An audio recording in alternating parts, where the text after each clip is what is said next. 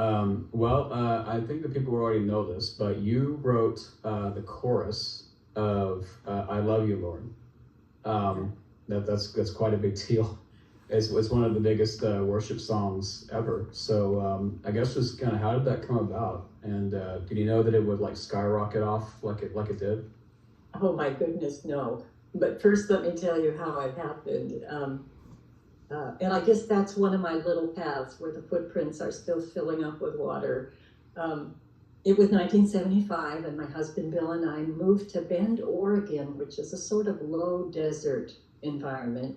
And Mm-hmm. he was attending forestry school. But we were so poor.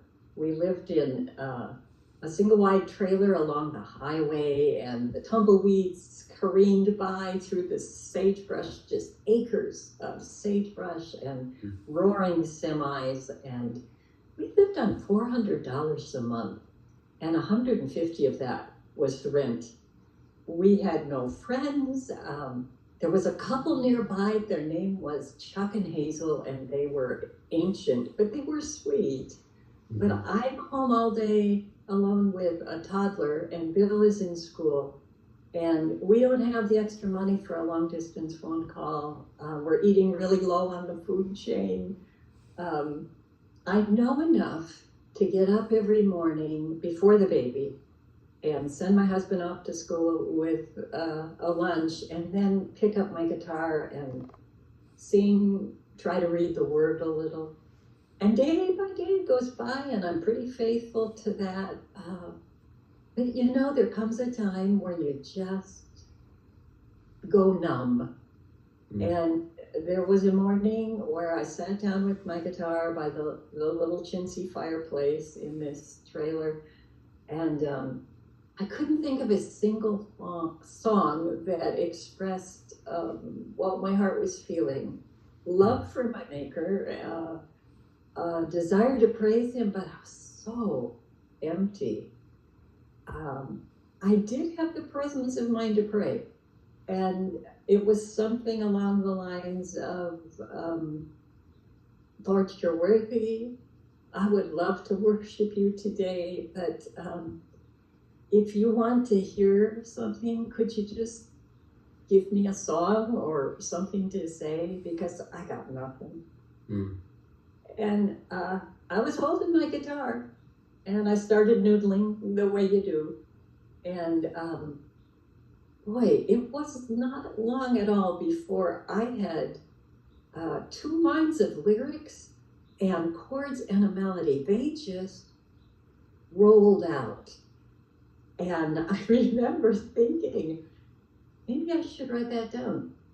And so I did, because I have a tendency to forget things pretty quickly. And then I thought maybe there would be a little more if I took some thought and some experimentation. And the next 2 lines came fairly readily. And all of this before the baby woke up. And, you know, it was just a gift. It was an incredible gift, and it was incredibly private. You asked, did I know it would travel? And my goodness, no. I did sing it for my husband, and he liked it a lot. And a former pastor, came to visit us because he knew we were discouraged living out in the low desert. And Bill urged me to sing it for him, and I reluctantly did.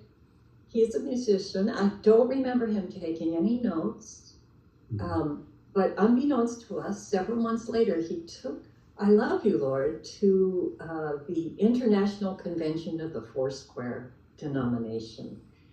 It became the theme song of the whole convention, which meant all those attendees took the song across the world. We still didn't know anything about it until Bill was doing a solo coffee house, and the warm-up band said, hey, we learned this great song we want to teach you. We learned it from some guys from Indonesia.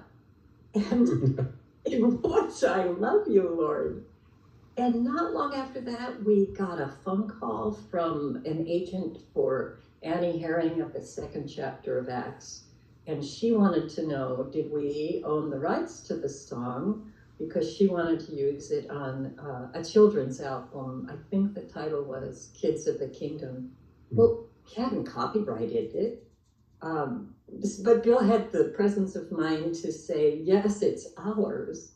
And no sooner did he hang up than he researched how to copyright the song. So, it was nothing planned, it was nothing branded, it was nothing marketed.